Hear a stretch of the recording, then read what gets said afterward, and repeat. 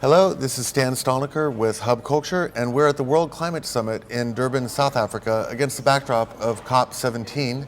I'm here with Frederic Hauge from the Bellona Foundation, which is a Norwegian foundation that's been doing a huge amount of work around innovation in the climate sphere. So let's have a little talk about what you guys are up to. It sounds like there's a lot of cool stuff happening. What we are doing is that we are making up strategies for a carbon negative future.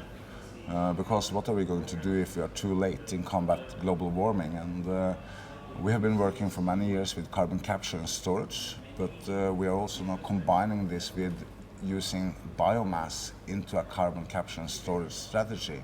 So these are two big areas within the kind of environmental movement in terms of innovation.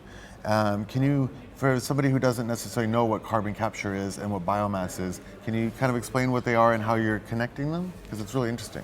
The carbon capture and storage is that we managed to take out the carbon dioxide from emissions from power production, industry production, and concentrate it and put it into underground geological storage.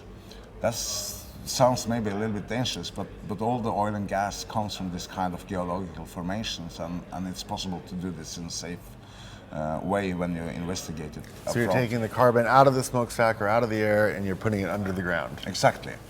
And that is a bridge towards a sustainable and renewable future. But in our opinion, the global warming could be so dramatic, so we need to create carbon negative strategies.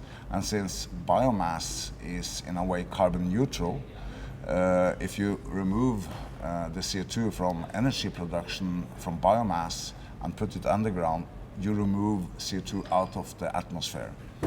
The big question is then how to get enough biomass, and we are working heavily on that. And so what are you doing to link this sequestration to biomass production?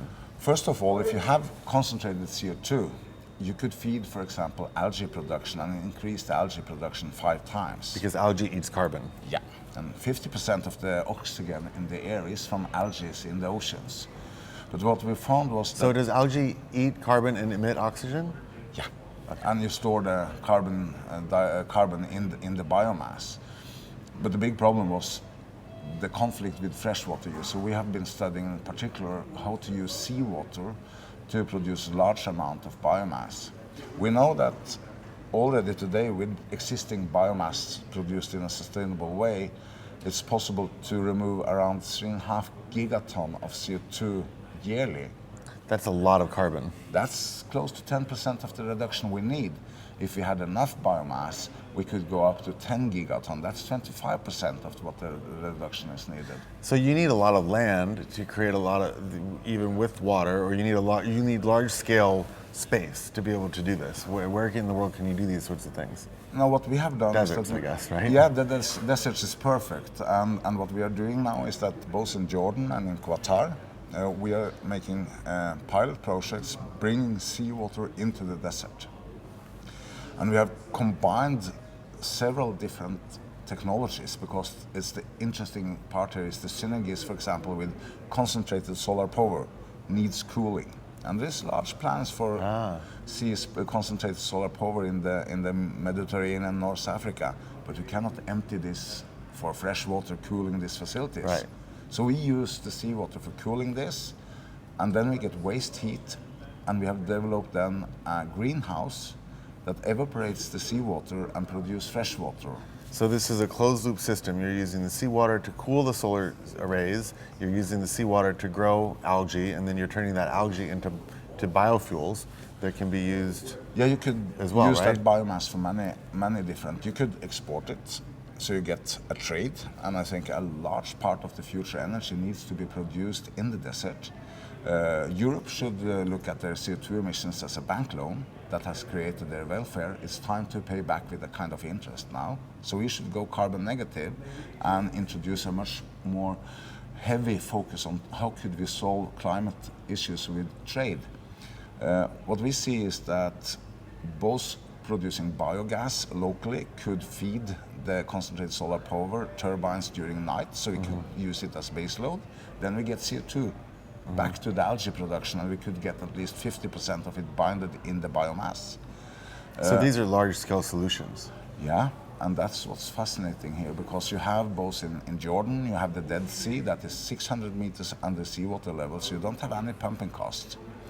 And in Egypt, you have what you call the Qattara Depression that is much larger than the whole Nile Delta. And it's also under seawater level. And by taking seawater in here, we could create an enormous amount of production. You use in a way wind and solar to pump the water, but you store the energy in biomass, so you could do standalone projects without being dependent on grid systems, because you get a product that both could be used locally, but also to be sold to the rest of the world. That really could create Africa as one of the major energy producers. Wow, so it's really fascinating how you're looking to link all these things together and to really sort of close the loop between this production. Is it expensive to do this? How are we going to scale this kind of a solution? It's of course expensive to build the first pipeline, but we see large-scale benefits that we think this is a game changer. So we're going from oil pipelines to water pipelines. Yeah, absolutely. And instead of using fresh water, we use seawater. We use what we have enough of: CO2, deserts, ocean, and nutrition. And we produce food, energy, water, and electricity. And what we see is that this could really bind a lot of CO2 and could be a new tool or a new weapon to combat global warming and poverty, because I think there's 2 billion people out there that needs a job the next 15, 20 years. This is a way to enable the economy to turn around and let them produce the energy in the future. So new forms of energy production, more distributed, sustainable. Sounds Yeah, like a good thing. and what else are you guys working on besides, we which do- is pretty big? I mean, this is pretty massive. Oh, we have a wide range on environmental issues. We have been working in Russia, mapping the nuclear waste from the military sources. We work a lot in the Arctic. I'm from Norway. It's a nice little petrocholic country. I've traveled all the way to Tromsø. Yeah. But we have a welfare in Norway that enable us to create some examples that could be creating precedents. And I have the last year been working as an advisor for the European Commission on the low carbon economy roadmap that's going to be presented now in December in 2011. So we have a wide range, and that's maybe what we are good at. We are not fighting for one solution, we are fighting for all of them. And what's fascinating is what we could do when we are creating synergies between the different solutions. Use wind and solar, store the energy in the biomass, enable them to build standalone systems in Africa and have the whole world as a market instead of being dependent on national grid systems or big companies, things like that. So this is very fascinating, and it's a privilege to be able to work with it. Yeah. Well, it sounds like you guys are doing great work. Thank you very much for explaining this. I don't know if we can get a shot here of this this image of one of the what they call an oasis in the desert. So this is an example of how this technology can and is being deployed to create basically sustainable energy production in the deserts. Thank you very much, Frederic. Thank you.